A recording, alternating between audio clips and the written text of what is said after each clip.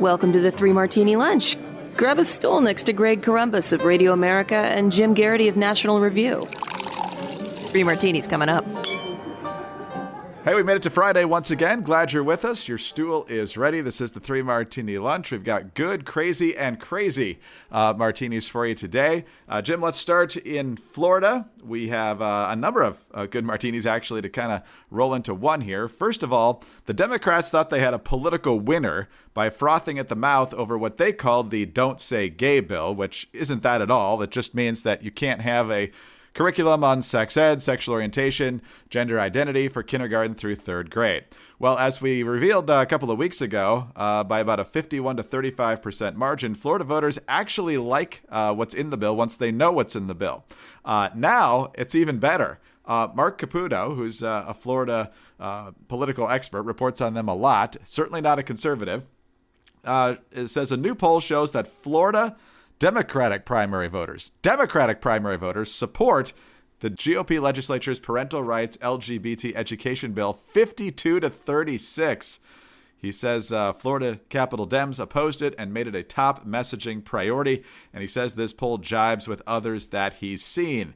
If that weren't good enough, we're seeing that Ron DeSantis is crushing Charlie Crist and Nikki Fried, the two top Democrats in the governor's race, with cash on hand. DeSantis at $81.2 million, Crist at $4.7, Nikki Fried at $3.8, and he's beating him handily in the polls at this point. You always like it to be bigger, but right now he's ahead of Charlie Crist by about 9 points and ahead of Nikki Fried by about 13. So, Jim, things are looking good for Ron DeSantis, and I think one of the reasons they're looking good is because he's doing common sense, smart things, not just this, but I know there was attention a couple days ago about a piece of legislation requiring a financial literacy class in high school, which I think is a good idea. So his instincts, his policies, I think people like him down there, which they should.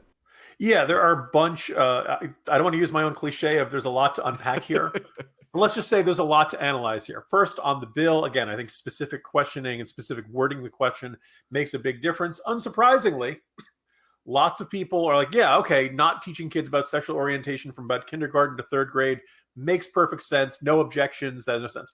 Now, if you just say elementary school and people start thinking about fifth grade, sixth grade, seventh grade, maybe when they get a little older, it's more appropriate to discuss those topics. But most people recognize the grades that are covered by this legislation. It's just too early. Kids know very little about sex at that age. The main thing you want to teach them at that age is, to be aware of what's appropriate, what's inappropriate, predators, stuff like that. That's what's, been in sex ed for a long time. That's fine. And oh, by the way, it's very important to allow parents to see the curriculum before it gets taught, allow them to opt in or opt out as they deem appropriate. Other numbers in that DeSantis being ahead is really interesting. I think whoever wins the Democratic nomination in Florida is going to turn into the Beto O'Rourke of this cycle. Beto O'Rourke raised more money than anybody else had until in the 2018 cycle, because everybody in the Democratic Party hated Ted Cruz. You can say Beto O'Rourke worked hard, he was telegenic, and all that kind of stuff. But in the end, it was like, if there's a whole bunch of national grassroots Democrats who absolutely hate somebody, 2 years later, it was Jamie Harrison up against Lindsey Graham, and Lindsey Graham won by 10 points, right? I think you're going to see a similar dynamic in Florida this year. There are a lot of Democrats who hate Ron DeSantis' guts. I think people sense that there's a good chance he could be a presidential candidate in 2024. And they obviously want to knock him off. Based on what we see so far, they're not going to knock him off, they're not going to come close. And remember, this is a state where DeSantis won by the skin of his teeth, about, half of 1% last time. And Rick Scott won the governor's race by about 1 percentage point both of the times he ran. So in a lot of ways, Florida had been trending to the Republican Party over the last 10, 20 years, but it was always usually a very close fought, tightly contested state. That may not be the case anymore. You started seeing that the Republicans are starting to pull away. And I think, maybe it's time to retire the status of Florida being thought of as a swing state. Not just because Trump expanded on his victory in Florida from 2016 to 2020, but also just, what we're seeing in these House races, we see in these Senate races, state legislature, just top to bottom there. And if you'd said to people who covered elections or were following the elections after 2000 or 2004, that the Florida recount 2000 coming down to 537 votes, that someday, Florida is going to be a reliable red state. And oh, by the way, Ohio is the same too. And obviously 2004 election came down to Ohio. It's kind of fascinating, but oh my God, Republicans are doing fantastic. Well, we've lost a little bit of ground in places like Georgia and Arizona and a handful of other ones there. But still, that's kind of a really good sign for Republicans, expecting a good year in Florida. And I think Democrats are going to spend a lot of money in Florida that probably would be better spent in other states this cycle.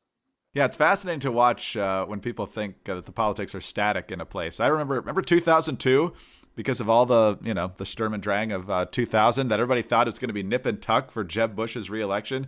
I had a reporter from the Orlando Sentinel who later became a pollster. The whole time he's like, this isn't going to be close. This isn't going to be close. You're going to be calling this in the first hour after the polls close. And he was absolutely right. But the national media had convinced itself that Florida was, this razor thin margin every single time. Same thing happened in 2004. Karen Hughes ended up calling CNN and going, call it. It's a 5-point lead. It's like 98%. This is over. It's not 4 years ago. And so wrapping your mind around how the state changes is fascinating. And it's been 24 years at the end of this term for DeSantis of consecutive Republican governors. Now, that includes 4 years of Charlie Crist back when he thought of himself as a Republican. But it's been a long time since a Democrat actually won that race. So actually, it was 1994 when Republicans did so well everywhere else. Anyway. Good on Ron DeSantis, making good decisions in a lot of different places there. Another good decision you can make is saving a ton of money right now on some of the most high-quality bedding and towel products on the market. And that's through mypillow.com/martini. Of course, right now their phenomenal deal is on their phenomenal towels. They're big, they're soft, they're fluffy, they get you dry super quick. Regularly $109.99 for the 6-piece towel set, now just $39.99 a set. The MyPillow 6-piece towel set is made from cotton grown right here in the United States. Now, some other towels might feel good, but they don't absorb well, or maybe they absorb well, but they don't feel good on you. They have that lotiony feel or something. Well, every MyPillow towel is made from proprietary technology that makes them highly absorbent and soft to the touch. Every set comes with 2 bath towels, 2 hand towels, and 2 washcloths. These towel sets are available in a variety of colors and sizes. They're machine washable, and they come with a 60-day money-back guarantee and a 1-year limited warranty. For a limited time, get the MyPillow 6-piece towel set regularly $109.99 for only $39.99 with the promo code Martini. Visit mypillow.com/martini or call 800-874-0104. You'll also find deep discounts on all MyPillow products, including the MyPillow mattress topper, MyPillow Giza Dream Sheets, and so much more. Get your 6-piece MyPillow towel set for only $39.99 today at mypillow.com/martini or call 800-874-0104. mypillow.com/martini. All right, Jim, on to our first crazy martini today. And Jonathan Karl over at ABC is the first one that I saw flag this, but the media folks over at the RNC certainly didn't miss it either.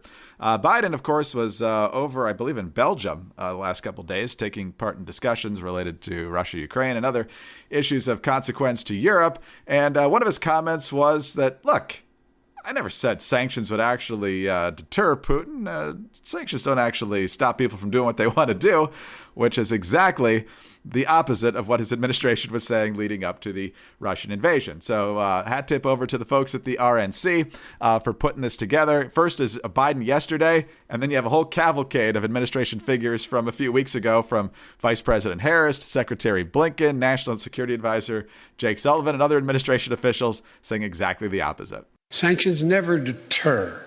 You keep talking about that. The purpose of the sanctions has always been and continues to be deterrence. The purpose of the sanctions, in the first instance, is to try to deter Russia from going to war. The president believes that sanctions are intended to deter. They're meant to prevent and deter a large-scale invasion. We want them to have a deterrent effect. The sanctions are designed in the first instance to try to deter Russia from taking further aggression, as well as our efforts to both try to deter Russia through sanctions. So, Jim, if sanctions aren't meant to change anyone's behavior, what's the point? Yeah, I really want these guys to look up deter in a dictionary. Because the whole point of deterrence is you want to prevent someone from doing something. Therefore, you have to do it before it happens. You can't deter something after it happens. You can only kind of reverse it or punish them for the actions they've taken. Now, I want to give a little bit of credit where it's due, because there was, based upon the tepid response of the Obama administration, when Russia annexed Crimea from Ukraine. The idea of, okay, well, are they really going to do anything? Do sanctions really affect Putin and Russia? Haven't they kind of, built their economy so that it just doesn't pack as much punch as it does? Credit where it's due. This is the full Monty, so to speak, of sanctions against Russia. Just about every tool in the toolbox has been used. They've tried to shut off every kind of currency exchange, every kind of way, not just the usual trade sanctions, but they've made it very difficult for money to get in and out of Russia. We're working on trying to ban imports of Russian oil and natural gas, travel sanctions, blocking Aeroflot from airports, you name it. They've done it, and I'll give credit to the administration with it. That's a lot, and that's having an effect on the Russian economy. If you wanted to stop or prevent Russia from invading, you had to do that stuff before the invasion started. Maybe it's conceivable. You could say, you know what, Putin was determined to do this, and there's nothing in the world the U.S. could have done that would have stopped him from doing it. But if you were going to do it, you kind of had to take these big, dramatic, obviously visible and tangibly painful steps before the invasion started. Once the invasion started, there was no way the Russians were going to pull back. There's no way they were going to start a little bit and then say, oops, never mind, we made a mistake, we're going back. Once they were in it, they were going to be in it to win it. So I'm glad we're doing all these sanctions. They are packing a punch. They really are doing a huge impact on the Russian economy. The usual, the ruble's values, plummeted. The stock market, I think, just opened a day or two, and it's very limited trading and all kinds of stuff.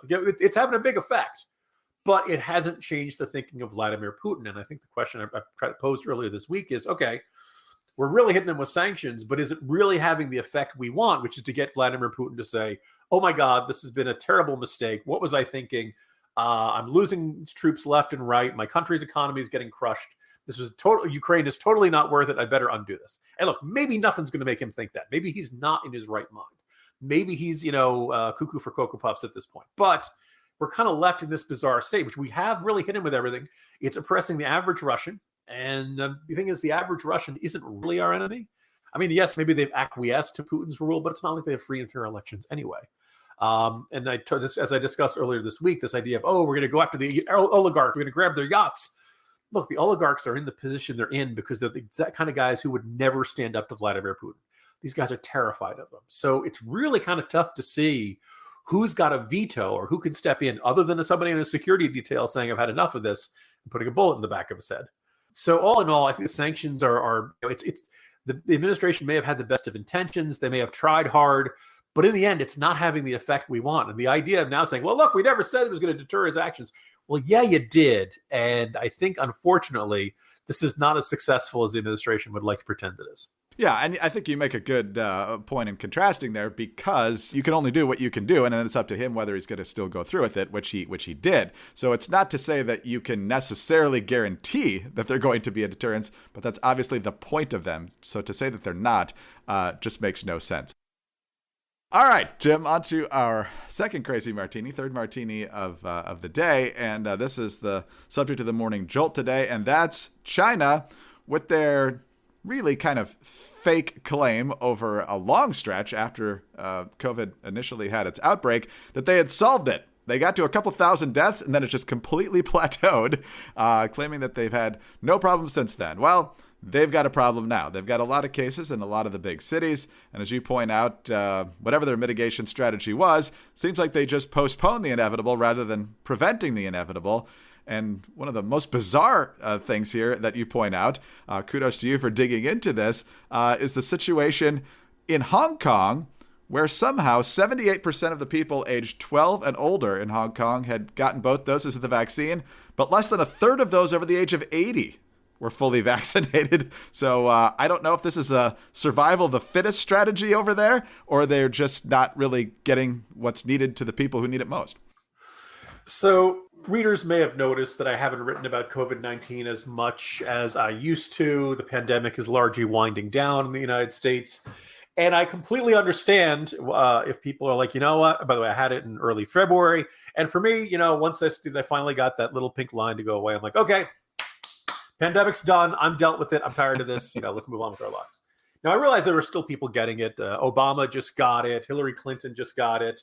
I'm sure we're getting about 30,000 new cases a day, which sounds bad. But when you realize we were at like 800,000 new cases a day in January, doesn't look that bad. I feel like we've This is largely in the rearview mirror. If you're getting it, take it seriously. Don't run around coughing in people's faces or anything like that. If you're overdue for a vaccination or a booster, go out and get them. All standard caveats apply, et cetera, et cetera. But for the last 2 years, we've been hearing a lot of like, wow, look at this stumbling, bumbling U.S. response to COVID-19. While China, according to their official statistics, had only 2 deaths in the last year and a half. Well, lo and behold, I know this is going to shock some people. Turns out the Chinese government lies a lot. No. And, so all of their case numbers always seem very, like they've got 1.4 billion people, right? Even with really strict lockdown policies, the idea that they'd only have 3 or 4 cases a month just didn't make sense. And in today's Morning Jolt, I kind of go through it. According to China's official statistics, they have the second lowest death rate in the world. Somehow Burundi has managed to do it even better. So when China's success story largely depends upon taking the word of the Chinese government, I've had some people who are very smart people say to me, well, Jim, there are enough reporters in China from Western news agencies that if there was mass deaths in China because of COVID-19, they would have noticed you're overhyping this. Well, I'm not saying they would have mass deaths, but undoubtedly they've got cases. And the other thing is that other countries that have had Chinese vaccines exported to them have found the Chinese vaccines did not work as effectively as the US-made ones, European-made ones. And by the way, even the Russian-made ones. And you got to know, I'm not really in a mood to give the Russians much credit for anything. So if I'm saying that the Russian vaccines are effective, that means they really are. But so the Chinese vaccines weren't that great against the original strains of COVID-19. Subsequent testing indicates they're really not all that effective against the Omicron variant. So, China, we saw this during the Olympics, this whole idea that they're going to have this total shutdown. And for basically 2 years, the Chinese approach has been widespread testing, all kinds of invasions of privacy. But the moment somebody tests positive, they shut down the surrounding neighborhood and they isolate everybody. And in some cases, in the last couple of months, they've shut down whole country, cities, 9 million people at a time. First, as you can guess, this is very disruptive to your economy when you're shutting down massive cities. And lo and behold, it's not working because Omicron is about as contagious as the common cold. Human beings are going to interact with each other. Oh, by the way, even more so in a relatively crowded city, people living, real close to each other. And the virus is going to spread. What we did in the United States, and look, we made plenty of mistakes. There's no two ways about that. But and I know everybody never wants to hear the words 2 weeks to stop the spread ever again. But if you're in this type of situation, the general strategy that the United States applied generally made sense, and a whole bunch of other countries did. Until you have a vaccine, try to minimize your exposure. Be particularly careful of the people who are elderly, immunocompromised, comorbidities, have some reason to think, if they catch COVID-19, they're going to have a real tough time with this and they might not pull through. Everybody else can be a little less careful, but just still rather not get it. And also, you'd really rather not get it in case you happen to spread it to somebody else, because some people are going to catch it and be asymptomatic. Then once you have the vaccine, go get vaccinated. This is not going to guarantee you're never going to get it, as many of us have learned over the past year. It means you're not going to have a severe reaction to it, or life-threatening reaction to it. That puts fewer people in hospitals, fewer people in the ICU, and fewer people dying. It was messy, it was complicated, but that's kind of what it's got here. And here's the nice thing. Here it is, late March 2022, and we're largely done with it. China, on the other hand, is not done with it, and they're still seeing cities shut down. So I'd like to see this whole idea of COVID-0 get utterly dispelled. And I'd like everybody who spent the last 2 years saying, what a fine job China is doing, to realize that they fell for propaganda and that all that COVID-0 does is delay your reckoning with COVID-19 instead of stopping it. Can we send that memo to the World Health Organization and everybody else who took China at its word on the labs and everything else? Taking China at its word is probably not a good general strategy. Jim? Yes, exactly. Jim, excellent reporting. If you haven't read The Morning Jolt, please do so. A lot of excellent research and analysis on this issue, as he always does in The Morning Jolt. Jim, it's been another long week. Have a great weekend. I'll see you Monday. See you Monday, Greg. Jim Garrity, National Review. I'm Greg Corombos, Radio America. Thanks so much for being with us today. Do subscribe to the podcast if you don't already. Tell a friend about us as well. Thank you so much for your 5-star ratings and your kind reviews. Please keep those coming. Also, get us on your home devices. All you have to say is play 3 Martini Lunch Podcast. Follow us on Twitter. He's at Jim Garrity. I'm at Dateline_DC. Have a great weekend, and please join us again on Monday for the next 3 Martini Lunch. Lou Elizondo joins me to discuss the effort to get the public more information from the government about unidentified aerial phenomena, better known as UFOs. I'm Sarah Carter. On the latest Sarah Carter Show, Lou also addresses the frustrating disinformation effort against him and others and how this issue may even impact the war between Russia and Ukraine. Join us. Follow The Sarah Carter Show at Apple, Spotify, or wherever you get your podcasts.